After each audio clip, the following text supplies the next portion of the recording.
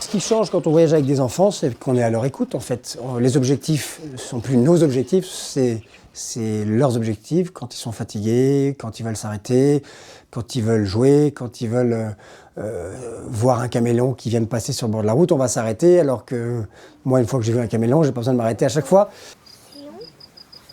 À ne surtout pas déborder. On se dit que c'est un atout pour eux, c'est un avantage, puisqu'on fait l'école. Hein. Sonia s'est institutrice. Et vous essayez de travailler là-dedans? Oui, on est en train de... Là, on s'attaque aux mathématiques. Ouais. Et, enfin, ici, français, et là-bas, mathématiques. Et on a surtout l'école de la vie. En fait, ils apprennent beaucoup de choses, ils apprennent la langue locale. On fait de l'anglais parce qu'on se rencontre des voyageurs anglais. Et des règles de grammaire, tout en marchant, ça marche bien. C'est comme la maïeutique, les péripatéticiens apprenaient en marchant. Il se trouve que ça rentre mieux dans la tête de nos enfants en marchant aussi. Assis à une table, il se trouvait que ça réussissait pas beaucoup à notre fille, l'école classique traditionnelle. Avec le rythme de la charrette et des ébus qui avancent, elle apprend beaucoup plus vite ses conjugaisons.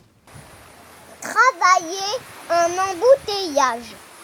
Ben ça, il risque pas d'y en avoir ici des embouteillages, hein? Oui. Alors comment elle te plaît ta nouvelle école? Bof. Hein? Pourquoi? Parce que je préférais celle d'avant.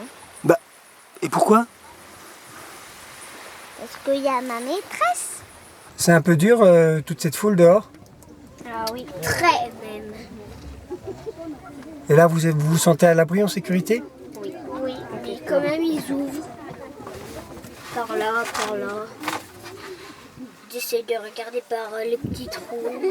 Quand on arrive dans les villages où les enfants qui sont nés là n'ont jamais vu d'enfants blancs, d'enfants d'étrangers, ça crée évidemment un enthousiasme qui est parfois difficilement contrôlable. Et nos enfants sont parfois amenés à en souffrir. Hein. La pression de la foule, c'est quelque chose qui était prévu, enfin nous on le savait parce qu'on connaissait, mais à ce point-là on n'imaginait pas. On déclenche des mouvements de foule jusqu'à 2000 personnes à cause de la présence des enfants. Les enfants, le repas est servi. Alors, Il marche bien le rice cooker, hein? il marche super bien.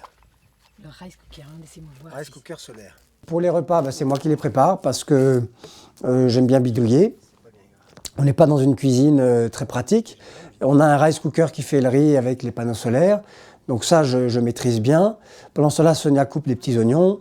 On ouvre une boîte de sardines. Et voilà l'essentiel du repas. C'est un petit peu plus de logistique et d'intendance que lors d'Africa Trek, où on n'avait qu'une soupe aux nouilles chinoise. On mettait de l'eau dessus et c'était fini. Là, il y a un petit peu plus de cuisine.